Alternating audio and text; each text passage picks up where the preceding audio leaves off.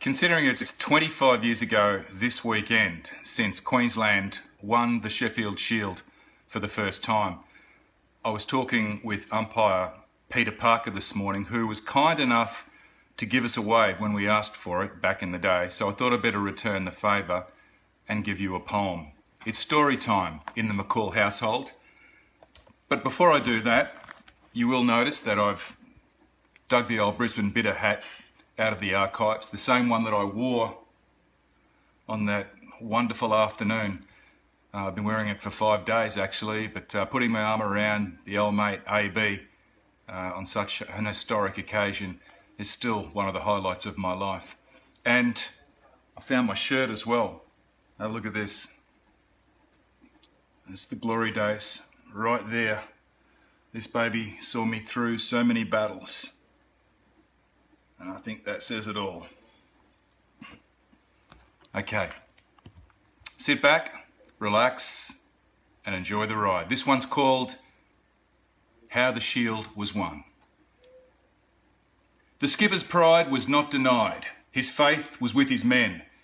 He wouldn't buy the sorry cry of, "Here we go again." "We've got the team to reach our dream," said Stu before the last. A hungry snarl would come from Carl. His heart could feel the past. Then Barsby stirred and spoke the words that only he could say. "This time they're stuffed," he calmly puffed. "I'll make the bastards pay." And Border knew he meant it too.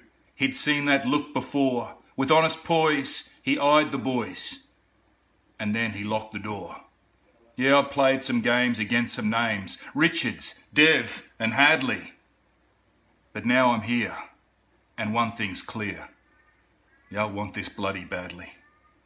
The great man's touch would mean so much to those who sat with youth. They grew with him. Hopes flew with him. They knew he spoke the truth.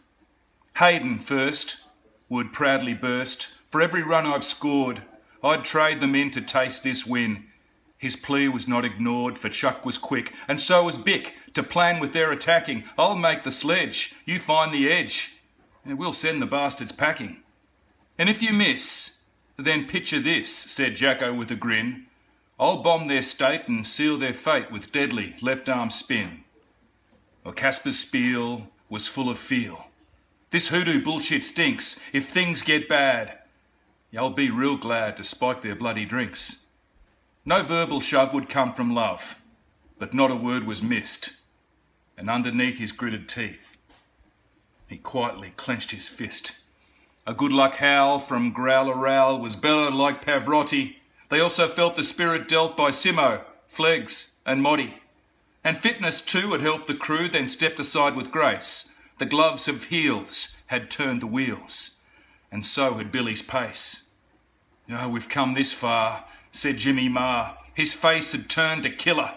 "My thirsty ears can hear the cheers from Nudgy to Chinchilla." And Dirk agreed with Jimmy's creed, then hammered in the nail. "We've got the class to kick their ass, to win the Holy Grail." "Or you need not luck," said Uncle Buck. "Your skill will see you through it." Then with a roar, he pushed the door and said, "Get out there and do it." We stood, we cheered, we joked, we beered for 5 exciting days. To help our side, we sang with pride. We showered them with praise. We played the part with all our heart. We called them on the field. They heard the pack. They waved us back. And then they won the shield. And in its wake, make no mistake, I won't forget the thrill. I won't forget the pace we set up on that Gabba Hill. The mates I made, they'll never fade. And still I see their faces. The winning smiles on sunburnt dials, the family embraces. And still I fear that Queensland tear. It hits me in the eye. But on this day, I'm proud to say, I'll cry it till I die. Thank you. Don't forget my new book, Golden Soil. My best of anthology contains some fine cricketing odes, by the way.